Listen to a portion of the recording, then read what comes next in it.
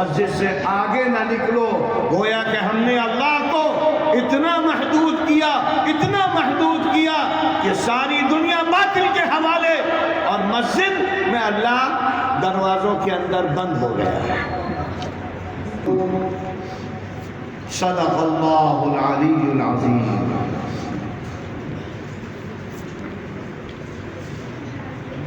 محترم مدرسہ انوار العلوم کے ذمہ داران، اساتذہ کرام اور عزیز طلبہ،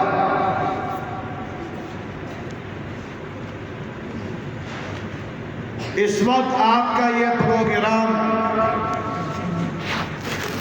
ایک امتحان ہے، اور امتحان اس لیے کرایا جاتا ہے تاکہ اندر کی صلاحیتوں کا پتہ چلے، اور یہ وہ سنت ہے جو سنت اللہ ہے، یہ اللہ کی سنت ہے۔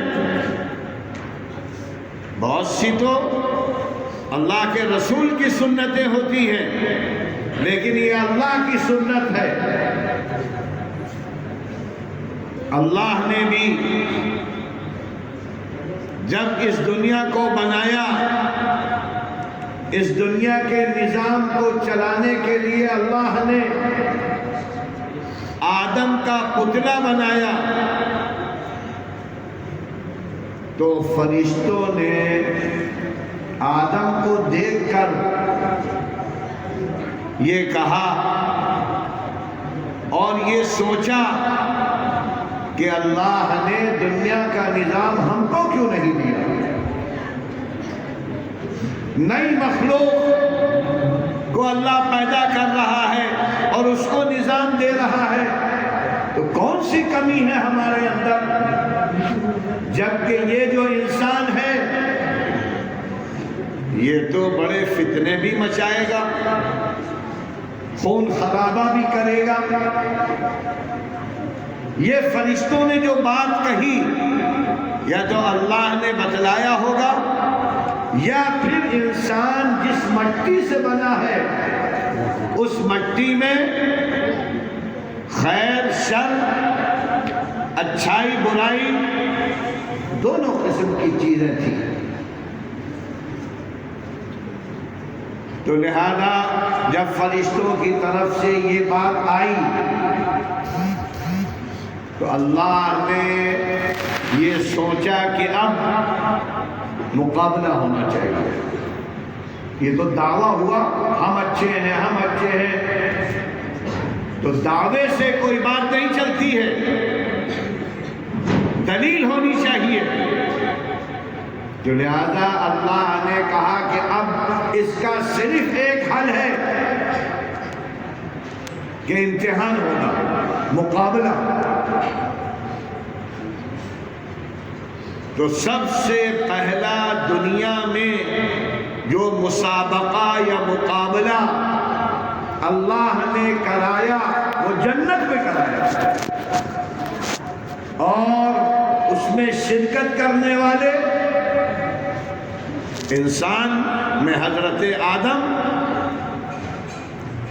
اور جنات میں جنات سارے تھے، اور ان میں جو اہم نام آیا وہ ابلیس کا، اور سارے فرشتوں میں مقابلہ ہوا۔ اور مقابلے کا عنوان کیا تھا؟ علم۔ جیسا کہ یہاں مسابقہ بچوں میں ہو رہا ہے، مکاتب کے بچوں میں ہو رہا ہے، جو انہوں نے پڑھا ہے، جو ان کو اللہ نے تعلیم دی ہے۔ اب یہ ہے کہ کون اچھا ہے، کون اچھا نہیں، کس کی صلاحیت زیادہ ہے، یہ کسی استاذ کو معلوم تو ہے نہیں۔ تو لہذا مسابقہ ہوا، مقابلہ ہوا، اور مقابلے میں پوچھا گیا کہ بھئی اس دنیا کے بارے میں بتاؤ۔ فرشتے خاموش ہو گئے. شیاطین بھی جواب نہیں دے پائے، جنات. لیکن حضرت آدم نے ایک ایک چیز بتلانی شروع کر دی. قرآن نے پورے ایک رکوع میں بڑی اہمیت سے اس کا تذکرہ کیا ہے. انبئونی باسماء ہؤلاء، بھائی بتاؤ، چاند کا نظام بتاؤ، سورج کا نظام بتاؤ، کہکشاؤں کا نظام بتاؤ، ارض و سما کا نظام بتاؤ. سب خاموش. پھر اللہ نے کہا اے آدم تم بتاؤ. تو حضرت آدم نے ساری دنیا کے بنیادی جو ارکان تھے، بنیادی چیزیں تھیں، سب کا نام تفصیل سے بتا دیا. لہذا اللہ نے کہا کہ بھئی نتیجہ آ گیا، جس نے سوال کا جواب دے دیا وہ کامیاب، اور جو جواب نہیں دے سکا وہ کامیاب نہیں. اور اس کے بعد اللہ نے کہا کہ جب آدم کامیاب ہو گئے تو جب بھی مقابلہ ہوگا تو کامیاب ہونے والے کو اکرام کرنا، اعزاز دینا، انعام دینا، یہ بھی لازم ہے. یہ تشجیع ہے، ہمت افزائی. ہمت افزائی ہوتی ہے تو اور آدمی محنت کرتا ہے اور لگتا ہے. لہذا اللہ نے بہت بڑا انعام دے دیا. اتنا بڑا انعام دیا کہ آدمی سوچ نہیں سکتا. اور وہ تھا کہ اے فرشتوں اور اے جنات، سب جھک جاؤ آدم کے سامنے. جو سجدہ اللہ کو کیا جاتا تھا اللہ نے کہا اس کو کرو. تو مسجود ملائکہ حضرت آدم بن گئے. بہت بڑا انعام مل گیا اور سب کو معلوم ہو گیا کہ دنیا کا نظام انسان آدم کے علاوہ کوئی نہیں چلا سکتا. جس کے پاس معلومات ہوتی ہے وہی کام کرتا ہے. جو گاڑی کے بارے میں جانتا ہے وہی اچھا میکینک ہوتا ہے. جو گاڑی کے اسٹیئرنگ کو اچھی طرح گھمائے، اس کو سیکھا ہے اس نے، وہی گاڑی صحیح چلاتا بھی ہے. تو اللہ نے آدم کو اسی لیے پیدا کیا تھا کہ دنیا کا نظام ان کو دینا ہے.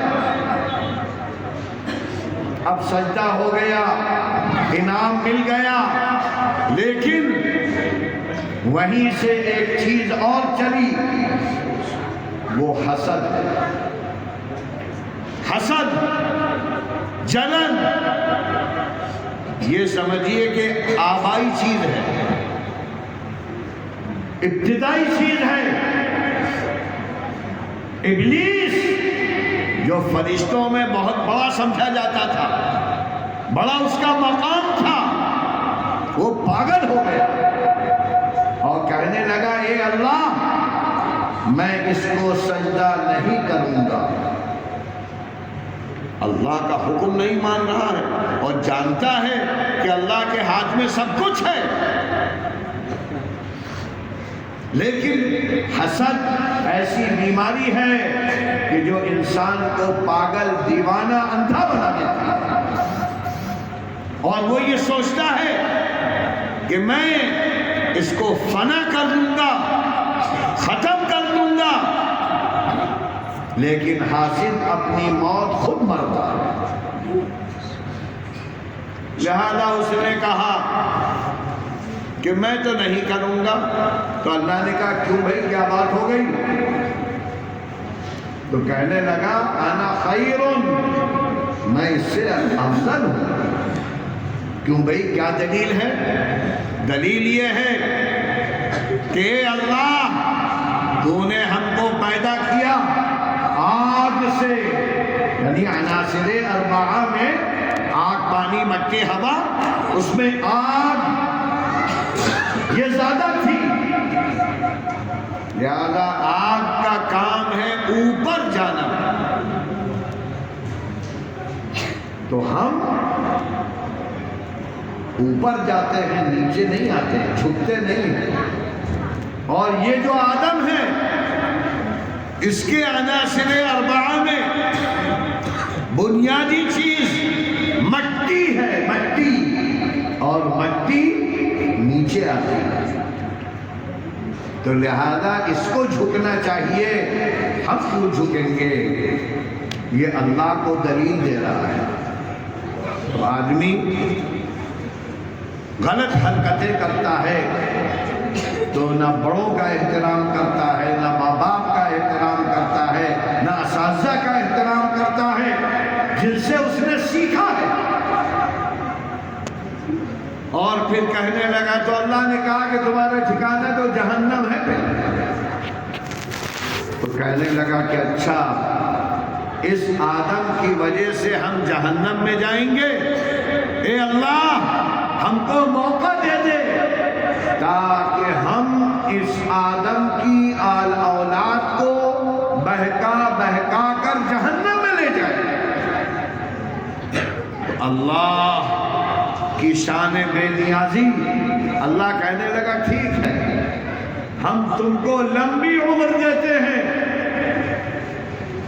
اور انسانوں میں تم جس کو بہکانا چاہو بہکاؤ، لیکن جو میرے خالص اور مخلص بندے ہوں گے وہ کبھی بہکاوے میں آ نہیں سکتے۔ یہ اعلان قرآن میں بہت سے پاروں میں ہے۔ تو یہ پہلا امتحان تھا جو جنت میں اللہ نے کرایا، جس میں فرشتے، جنات، انسان، اور اس میں کامیابی جس کو ملی وہ آدم تھے، اور آدم کو پھر اللہ نے دنیا کا نظام دے دیا، تم ہی چلا سکتے ہو۔ تو لہذا یہاں بھی مدرسہ انوار العلوم کے تحت جو مکاتب چل رہے تھے، وہاں کیا محنت ہو رہی ہے، کیسے بچے تیار ہو رہے ہیں، اس کو جانچنے کے لیے، پرکھنے کے لیے، دیکھنے کے لیے مدرسے والوں نے یہ مسابقہ کروایا، اور مسابقے کے بعد باقاعدہ چیک کرنے والے ممتحن حضرات انہوں نے ایک ایک چیز چیک کی، اور چیک کرنے کے بعد انہوں نے نمبرات دیے، اور انہی نمبرات کے اعتبار سے آپ نے دیکھا کہ کوئی ممتاز، کوئی اول، کوئی دوم، کوئی سوم۔ تو لہذا یہ سنت اللہ ہے، کسی کی صلاحیت کو جانچنا پرکھنا یہ امتحان کے ذریعے ہی ہو سکتا ہے، کیونکہ چہرے سے آدمی کسی کی صلاحیت نہیں پہچان سکتا، اور دنیا میں بھی یہی نظام ہے، یہ اللہ کا نظام ساری دنیا میں ہے، ہر جگہ مقابلہ ہوتا ہے، اور مقابلے میں جو ممتاز ہوتے ہیں ان کو نوازا جاتا ہے، ان کی ہمت افزائی کی جاتی ہے، ان کو انعامات سے نواز کر ترقیاں دی جاتی ہیں، تاکہ کل کے یہ بڑے ٹاپر بنے، بڑا نظام چلانے والے بنے، اور دنیا میں ایسے ہی لوگ دنیا کو اپنی تسخیر میں لے رہے ہیں، اور مسخر کر کے سارے لوگوں کے لیے بہت بڑی آسانیاں پیدا کر دی ہیں۔ تو یہ مقابلہ بھی قابل تعریف ہے۔ اب اس پر ان کے جو انعامات ہوں گے وہ بھی یہاں انعامات دیے جائیں گے بچوں کی تشجیع کے لیے۔ اور اب آپ نے بچوں کی صلاحیتوں کو دیکھا، لیکن ایک بات یہ بھی ذہن میں رہنی چاہیے کہ جو مقابلے میں آتا ہے وہ بھی بہادر ہوتا ہے۔ انعام تو دو چار کو ملے گا، لیکن جو میدان میں آ گیا، مقابلے کے لیے آ گیا، وہ بھی بہادر کہلاتا ہے۔ تو اس لیے اے عزیز طلبہ، تم جہاں بھی جاؤ مقابلہ ضرور کرو، ہمت ہونی چاہیے۔ ہر میدان میں تقریر ہو، تحریر ہو، نعت ہو یا ورزش ہو، تو مقابلہ ضرور ہونا چاہیے اور مقابلے پہ آنا چاہیے، اور جو مقابلے پر آ گیا وہ بھی بہادر، وہ بھی کامیاب۔ اور جو مقابلے پر ہی نہیں آیا وہ دنیا میں کچھ نہیں کر سکتا، بیکار ہے وہ۔ جس کے اندر ہمت نہ ہو، ارادہ نہ ہو، جوش نہ ہو، وہ کچھ نہیں کر سکتا۔ اور اسلام اس کی تعلیم نہیں دیتا ہے۔ اسلام میں تو کتنی آیتیں ہیں، سارعوا سابقوا، مقابلے کا حکم ہے، آگے بڑھو، تیزی دکھاؤ۔ لہذا اس طریقے کے جو پروگرام مدرسوں میں ہوتے ہیں وہ سنت اللہ اور سنت رسول اللہ ہے۔ اللہ کے رسول نے بھی بچوں میں مقابلہ کروایا تھا جہاد میں۔ کئی لڑکے آ گئے، ہم چلیں گے، ہم چلیں گے، ہم چلیں گے، اور ایک دوسرے سے کہنے لگے ہم زیادہ طاقتور۔ تو اللہ کے رسول نے فرمایا چلو بھائی مقابلہ ہو جائے۔ تو اس لیے یہ ایک اچھی سنت ہے، اچھا طریقہ ہے، اور علم صلاحیت کو پہچاننے کا ذریعہ ہے۔ اب جن جن لوگوں کو جن جن مکاتب میں یہ بچے ملے ہیں ان کو یہ سمجھنا چاہیے کہ یہ بہت بڑی امانت ہے، اللہ کی طرف سے امانت دی گئی ہے، اور امانت کا خیال کرنا ہمارا فریضہ ہے۔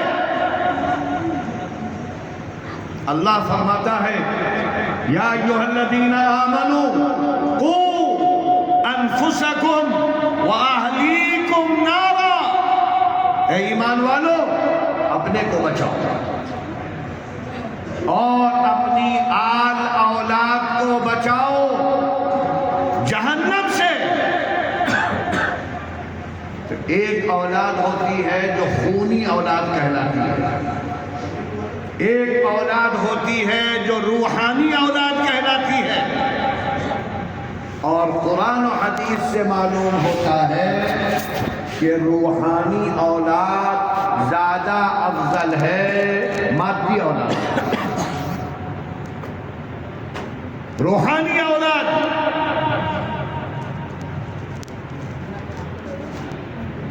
جو مادی اولاد ہے، ہم دیکھتے ہیں اللہ کے رسول کی زندگی میں، صحابہ کی زندگی میں، کہ گھر بار چھوڑ دیا، بیوی بچوں کو چھوڑ دیا، اولاد کو چھوڑ دیا، دین کی خاطر، اسلام کی خاطر ہجرت کر گئے اور جان کی بازی لگا دی۔ یہاں تک کہ سامنے اگر کافر بیٹا ہے تو باپ جو مومن ہے اس کے سامنے آ گیا تو تمہاری گردن اڑا دے گا۔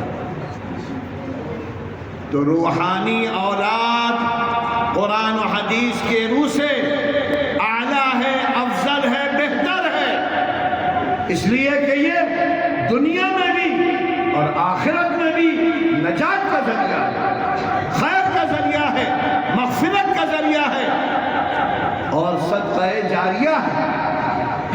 تو لہذا جن کو اگر یہ محنت جاری رہی تو کل اللہ کے سامنے ہم کہہ سکیں گے کہ اللہ تو نے حکم دیا تھا بچوں کو بچاؤ تو ہم نے اپنی ساری طاقت لگا دی. اللہ دیکھ بھی رہا ہے. تو جب ہم اپنا بچہ سمجھ کر ان چھوٹے چھوٹے بچوں پر محنت کریں گے، ان کو سلیقہ دیں گے، ان کو اچھے ادب سکھائیں گے، تو اللہ کے رسول فرماتے تھے اس سے بہتر اور افضل کوئی باپ نہیں ہو سکتا جعل اولاد کی تربیت کرے. مسجد سے آگے نہ نکلو گویا کہ ہم نے اللہ کو اتنا محدود کیا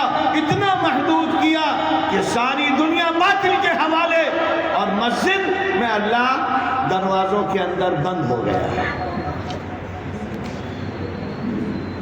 یہ دینی تعلیم، نبوی تعلیم، صحابہ کی تعلیم کے بالکل خلاف ہے، قرآن و حدیث کے خلاف ہے. اس لیے کم سے کم جو زمانہ گزر گیا اب تو اور مقابلے کا زمانہ ہے. ہمیں ایسی تیاری پیدا کرنی ہے، اندر ہی اندر ایسی محنت کرنی ہے کہ اللہ ان نونہالوں میں، ان نوجوانوں میں، مسجد میں، صفحہ نبوی میں پڑھنے والوں میں وہ جان پیدا کرے جس نے بڑی بڑی حکومتوں کو للکار کر ختم کر دیا. اور اس کی مثال اگر آج بھی دیکھنی ہے تو افغانستان کو دیکھو آنکھیں کھول کر. وہ بھی تو ملک ہے. بہت سے لوگ افغانستان کا نام لیتے ہوئے ان کے پیشاب نکل جاتا ہے. یہ علماء کی شان ہے. ہائے کیا ہوگا، ہائے امریکہ کی آنکھیں نہ آ جائے ہمارے پاس. تو افغانستان میں افغان مجاہدوں نے جن کو آج طالبان جو آپ ہو، قرآن و حدیث پڑھنے والے 20 سال تک روس سے مقابلہ کرتے کرتے اس کے برق سے اڑا دیا، فنا کر دیا اس کو. اور اس کے بعد اور جو سپر طاقت تھی امریکہ، اس کو ذلیل کر کے افغانستان سے نکالا ہے. ذلیل کر کے سارا اسلحہ سامان چھوڑ کر بھاگا ہے. اور آج چپے چپے پر افغانستان کے لا الہ الا اللہ محمد رسول اللہ کا اعلان ہو رہا ہے. عرب دنیا بھی پیچھے چلی گئی. سعودی عرب نحوست میں پڑ گیا، بربادی میں پڑ گیا، ناچ گانے میں پڑ گیا. اور اب تو شراب کی مارکیٹ کھل رہی ہے. دنیا، پوری دنیا طالبان کے خلاف ہے، لیکن وہ جمے ہیں اور ایسا جمے ہیں کہ اللہ نے ان کے جمنے کی وجہ سے دولت کے انبار اتار دیے. ایسی ایسی دھاتیں نکل رہی ہیں، ایسے ایسے کنویں نکل رہے ہیں کہ آج بہت بڑی طاقت بن چکا ہے اور بننے جا رہا. اسی لیے باطل ہل رہا ہے، ڈر رہا ہے کہ اگر یہ طالبان اسی طرح دنیا میں پھیلتے چلے گئے تو باطل بھاگ جائے گا. جاء الحق وزہق الباطل ان الباطل کان زہوقا. آپ باطل کے سامنے آستین چڑھا کر آئیے، کبھی بھی آپ کے سامنے رک نہیں سکتا. یہ کرنا پڑے گا، اللہ کا حکم ہے. یہ ہمت ہونی چاہیے، ایسے نوجوان تیار کرنے چاہیے، ان کی تربیت کرنی چاہیے، صحابہ کو سامنے رکھ کر ان کو اس میدان میں لانا چاہیے. تو انشاءاللہ آپ کا بھی مستقبل اچھا ہوگا. اللہ تعالی ہم سب کو سمجھ بوجھ عطا فرمائے، ہمیں صحیح دین اسلام سے واقف کرائے، صحیح صحابہ کرام کے نقش قدم پر چلائے، اور صحابہ کے بچے جیسے تھے ویسا بچہ ہمارے گھروں میں اللہ پیدا کرے، حسن و حسین جیسا پیدا کرے، حضرت فاطمہ جیسی سیدہ شباب اہل جنہ، پورا خاندان نبوت اللہ نے ایک مثالی بنایا تھا۔ یہ ساری چیزیں ہم کو اس ماحول میں سیکھنی ہے، اس میں تربیت کرنی ہے، ہر چیز ایک دم سے نہیں ہوتی، آہستہ آہستہ آہستہ اگر ہم محنت کرتے رہے تو اللہ کا وعدہ ہے کامیابی مل کر رہے گی انشاءاللہ۔ اور کون کیا کرے کسی کو نہیں معلوم، وہ تو کرواتا ہے اللہ، ہمیں تو محنت کرنی ہے، کوشش کرنی ہے، ارادہ کرنا ہے، آگے بڑھنا ہے، باقی کامیابی اللہ۔ یہ ساری چیزیں سامنے رکھتے ہوئے اگر ہمارے مکاتب کا نظام چلے، مدارس کا نظام چلے تو انشاءاللہ ایسے ایسے لوگ اب بھی پیدا ہو سکتے ہیں جو دنیا کا کایا پلٹ سکتے ہیں، نظام باطل کو ختم کر کے عدل کا نظام قائم کر سکتے ہیں، چاہے چھوٹے پیمانے پر ہو چاہے بڑے پیمانے پر۔ تو یہ دور نبی، دور صحابہ، قرآن و حدیث کی روشنی میں یہ چند باتیں ہیں جو آپ کے سامنے رکھی گئیں۔ انشاءاللہ رات میں بھی عمومی پروگرام ہوگا، بڑا پروگرام ہوگا، اس میں انشاءاللہ اور باتیں آئیں گی۔ اللہ تعالیٰ آپ کی یہ ساری محنتیں جو بچوں پر ہو رہی ہیں، اللہ اس کو ترقی کا ذریعہ بنائے، عزت کا ذریعہ بنائے، سربلندی کا ذریعہ بنائے، اور یہ معصوم بچے اپنے وقت کے بڑے امام بنے، بڑے مقتدی بنے، بڑی مائیں بنے، جن کی گودوں میں بڑے بڑے اولیاء اللہ پیدا ہو چکے۔ وآخر دعوانا ان الحمدللہ رب العالمین۔ یہاں تک کہ اللہ کے رسول نے فرمایا جو ماں باپ اپنی ایک بچی کی تعلیم کی فکر کریں، تربیت کی فکر کریں، اچھے عادات، اچھے اطوار، اچھے عادتیں، اور جب وہ تعلیم و تربیت سے مکمل ہو جائے تو اچھی جگہ شادی کر کے رخصت کر دیں، تو ایسے ماں باپ کو اللہ کہتا ہے ہم جنت دیں گے۔ ماں باپ کی تربیت پر جنت کے وعدے ہیں، خیر کے وعدے ہیں۔ تو اسی طرح اہل مدارس کو چاہیے ان بچوں کو اپنی اولاد سمجھیں، اولاد کی طرح محنت، ہر چیز میں دیکھ ریکھ، کیا پڑھ رہا ہے، کیا بول رہا ہے، کیا کر رہا ہے۔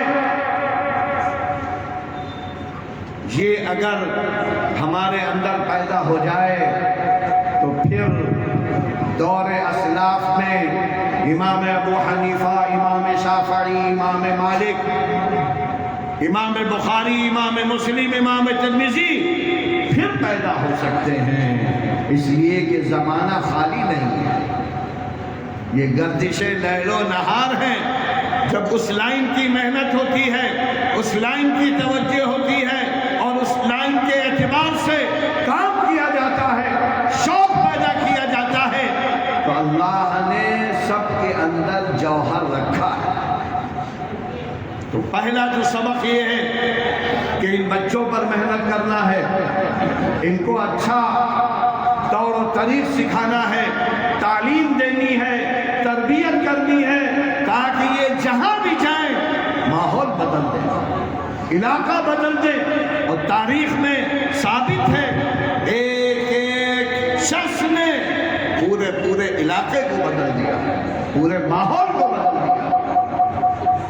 ایسی تعلیم، ایسی تربیت، ایسے اخلاق، ایسا نظام یہ سب سے بڑی ذمہ داری اساتذہ کرام کی ہے، اور جتنا زیادہ بچہ چھوٹا ہو اتنی زیادہ محنت لازم ہے۔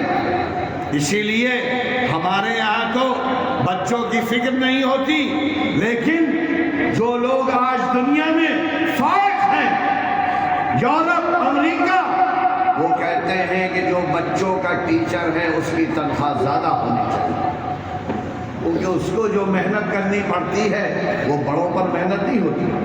بڑوں کو تو آپ ایک دفعہ سمجھا دیجیے سب سمجھ میں آ جاتا ہے، لیکن بچوں کو 10 دفعہ سمجھانا پڑے گا، 20 دفعہ کہنا پڑے گا، رٹانا پڑے گا، عمل کرانا پڑے گا۔ تو اس لیے ان کی ہمت افزائی بھی زیادہ ہو، ایسے اساتذہ صلاحیت والے رکھے جائیں۔ لیکن ہمارے یہاں نظام بالکل الٹا ہے، جو سب سے بیکار ہوتا ہے اس کو مکتب میں پھینک دیتے ہیں۔ جب خود بیکار ہے تو وہ لڑکوں کو باکار کیسے بنائے گا؟ سوچنا چاہیے بھائی، جب ہم بیکار تو لڑکے بھی بیکار۔ جب ہم خود محنت نہیں کرتے تو لڑکوں سے کیا محنت کرائیں گے؟ جب ہمارے اندر شوق نہیں تھا تو دوسروں میں کیا شوق پیدا کریں گے؟ یہ بہت بڑی غلطی ہے۔ جب ہماری بنیاد کمزور تو جو درخت ہوگا وہ بھی ہواؤں سے ہلتا رہے گا اور دیر ہو جائے گا۔ جب بنیاد ہی کمزور ہم نے قائم کی، ہمارا سارا نظام ہی غلط طریقے سے چل رہا ہے، تو آگے جو اس کمزور تنے پر گھنا درخت لگانے کی کوشش ہے تو وہ کوشش بھی بیکار ہو جائے گی، اس لیے کہ کمزور تنے پر طاقتور پتے والا پھل والا درخت زیادہ دن تک نہیں چل سکتا، ڈھیر ہو جاتا۔ تو یہ بھی ہمیں سمجھنا ہے، یہ بھی جاننا ہے، اس کی بھی اصلاح کرنی ہے۔ اسی لیے اللہ کے رسول فرماتے تھے الحکمت ضالۃ الحکیم حیث وجدہا فہو احق بہا۔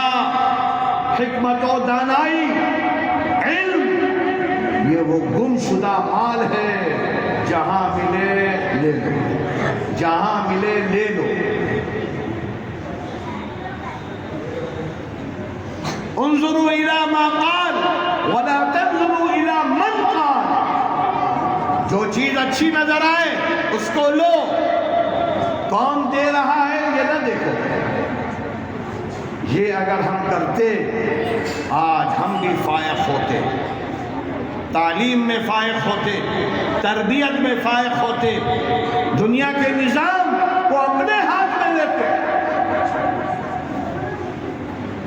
اس کی وجہ سے آج ہمارے اندر احساس کمتری ہے، ذلت کا احساس ہے، وہن پیدا ہو گیا، کمزوریاں آ گئیں، احساس کہتری کا شکار۔ اور اس کے بعد حکومت بھی ہم کو دبانے کی کوشش کر رہی ہے، تو نتیجہ یہ ہے کہ دسیوں ادارے اپنی موت مر گئے۔ کتنے ہیں جو جاکنی میں ہیں؟ ہر آدمی کیا ہوگا کیا ہوگا؟ یہ اسلام نہیں سکھاتا۔ وَلَا تَهِنُوا وَلَا تَحْزَنُوا وَأَنْتُمُ الْأَعْلَوْنَ إِن كُنتُم مُؤْمِنِينَ۔ وہ ایمان جو مقابلے کی صلاحیت پیدا کرے، وہ ایمان جو ٹکر کی صلاحیت پیدا کرے، جیسا کہ مکے کی دور میں اللہ نے وہ صلاحیت اپنے نبی اور صحابہ کے اندر پیدا کروائی، اور مدینے میں آ کر اس کا جب مقابلہ ہوا تو صحابہ کرام فائز اور کامیاب ہو۔ ہمیں بھی اسی طریقے پہ چلنا ہے، ہمارے اندر بھی ہمت ہو، ہمارے اندر بھی جوش ہو۔ جب ہم تعلیم دیں بچوں کو تو وہ دور صحابہ بتائیں، وہ وہ چیزیں پڑھائیں، ہمت افزائی کریں، باطل سے لڑنا، باطل سے ٹکرانا، باطل کا مقابلہ کرنا، یہ اسلام کی ہمیشہ شان رہی۔ آج ہم نے اسلام کو مٹا دیا، تعلیمات اسلام کو مٹا دیا، صحابہ کا نام تو لیا لیکن ان کے عمل کو ایک کنارے ڈال دیا۔ ہمارے لیے جو نمونہ اللہ کے رسول نے فرمایا تھا، علیکم بسنتی وسنت الخلفاء الراشدین المہدیین، اللہ کے رسول فرماتے تھے میں نمونہ ہوں، اور میرے بعد یہ جو مہدیین ہم سے سیکھنے والے ابو بکر عمر عثمان و علی ہیں، ان کے نقش قدم پر چلو۔ اگر ان کے نقش قدم پر چلتے ہم تو جس طرح مسجدوں میں مدرسے آباد ہیں، اسی طرح بازاروں میں دنیا میں ہماری حکومت و سیادت بھی ہوتی، قیادت بھی ہوتی۔ حضرت ابو بکر، حضرت عمر فاروق مارکیٹ میں جاتے تھے، بازاروں میں جاتے تھے، دکانداروں کو چیک کرتے تھے۔ آج ہم اس کو سوچتے بھی نہیں ہیں، اور اگر کوئی نوجوان ایسی باتیں کرے تو ہماری ہمتیں اتنی پست ہیں کہ مشورہ دیتے ہیں کہ بس دبے رہو، بیٹھے رہو۔